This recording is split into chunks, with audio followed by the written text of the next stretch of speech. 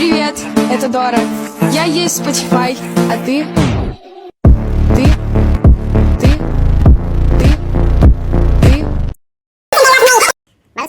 Số sao này đa số xe taxi, nhưng mà số tự động thì xe nào chỉ mới đúng không? Ở đấy đâu, nhất là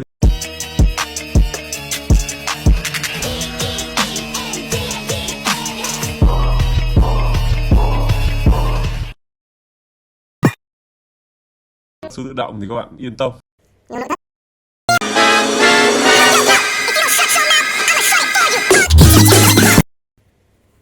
Chỉ sợ xe bãi đỗ số sàn thôi.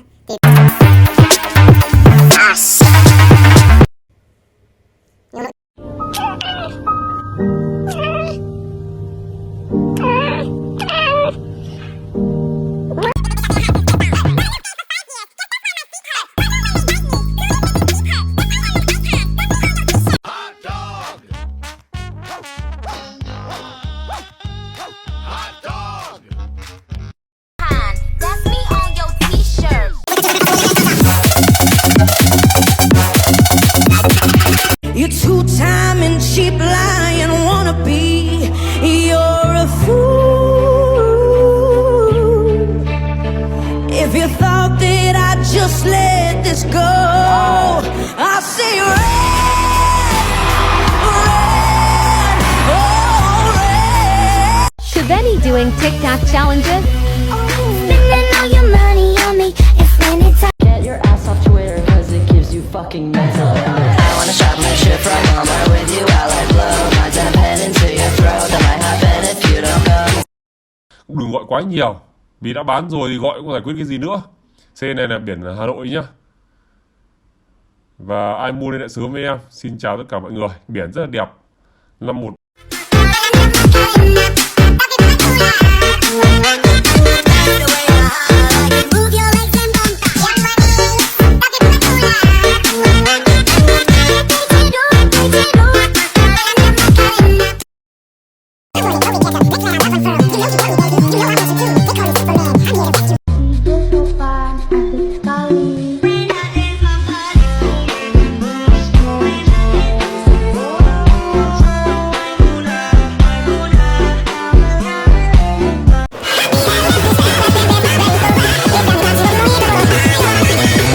Ai mua liên hệ sớm với em có số điện thoại là góc trái màn hình. Và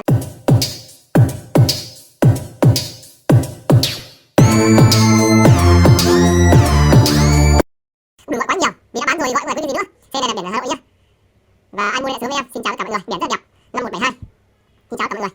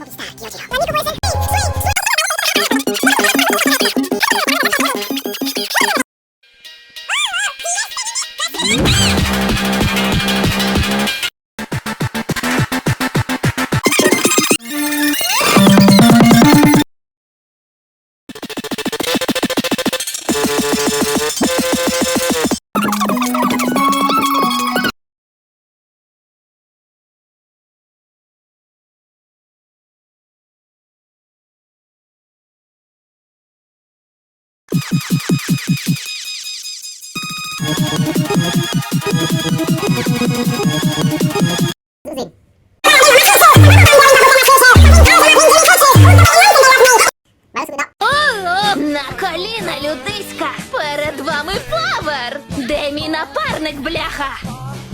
Павер? Типу як павербанк?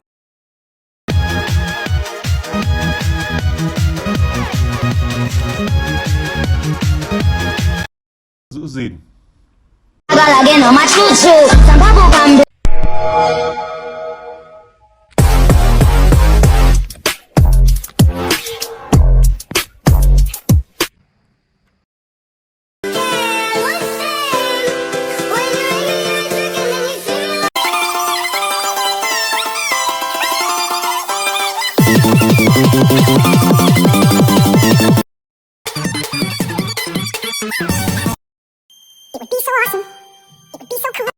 tay trần thì mới cứng, nhưng mà trần thì xe nào Swing, swing, dunk that shit, dunk, dunk, dunk, nigga, dunk, dunk, dunk, nigga, dunk, dunk, dunk, nigga. Hold on, I ain't gonna give you motherfucking too much. 10 décimas ella estaba muy feliz de hacerlo XD. 8 décimos nos trabamos los dos pero salió bien. Edit thì máy móc rất là chất lượng. Xe này phù hợp phụ nữ đi rất hợp. Xe bản hatchback 207. Vẫn là xe tư nhân chính chủ một chủ nhá, mới rút hồ sơ thôi.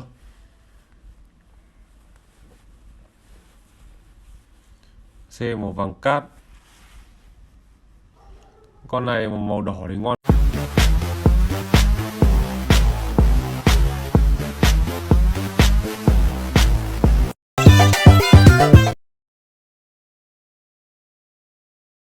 Swing, swing, swing, dunk that shit, dunk, dunk, dunk, nigga, dunk, dunk, dunk, nigga, dunk, dunk, dunk, nigga. Hold on. I'm not gonna suck them. But what do you want to see? Boobs. Why? Because. Why? Wait!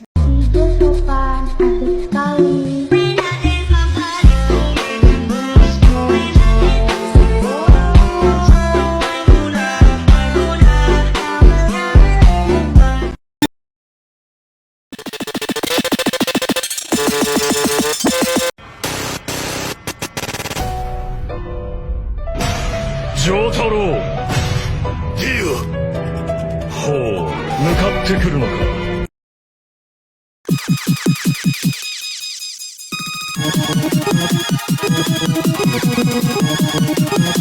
gìn.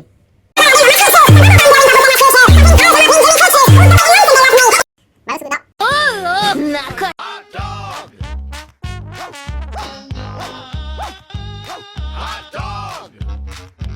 Повербан. Calificando los bailes que hice con cada paladín al conde. 10 décimos ella estaba muy feliz de hacerlo XD. 8 décimos nos trabamos los dos pero salió bien.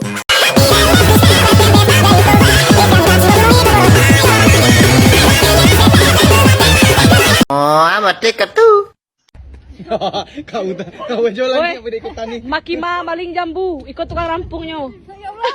Tukang nada. Penada. Halo. Cika ganti profesi. Let me see your titties. Cut. Jimmy, your line is, "You are so pretty." Okay, got it. All right, and action. Your titties are so pretty. Cut. Okay, why the fuck are you crying? I thought I was supposed to. Jesus Christ, no. Please just say your fucking line. You Okay, are so got it. pretty. And don't cry. And action. You're so pretty. Titties. Okay, get the fuck off my movie set. Và hôm nay bên em lại về.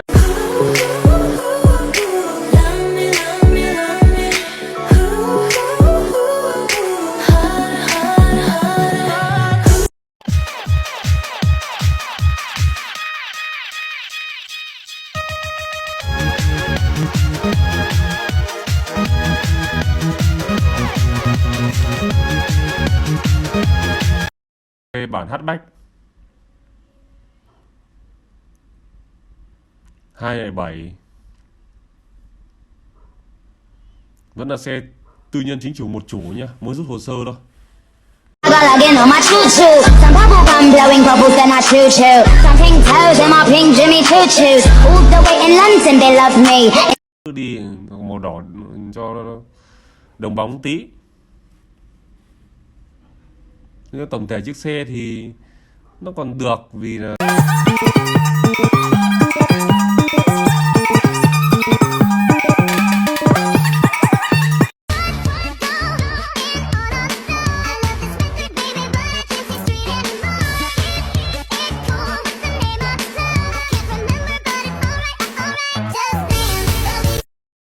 được.